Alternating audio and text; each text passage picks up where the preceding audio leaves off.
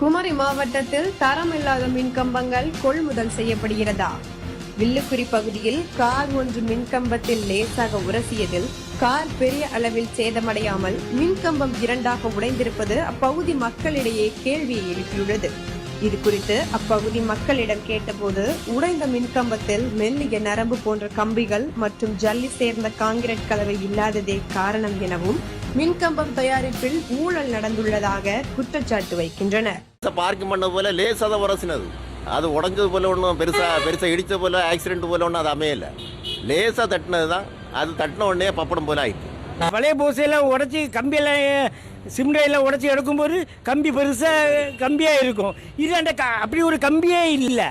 என் பொது வாழ்க்கையில் இதே போல் ஒரு போலில் கம்பி இருக்கிற பார்க்கல.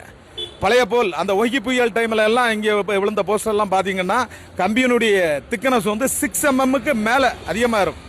இப்போ உள்ள கம்பி ஒரு காரு எந்த டேமேஜ் ஆகல, போஸ்டர் உடஞ்சிருக்குன்னா மின்சார வாரியம் எந்த அளவு ஊழல் இருக்குங்கிறது இந்த போல் வந்து ஒரு எடுத்துக்காட்டா என்னால் சொல்ல முடியும்.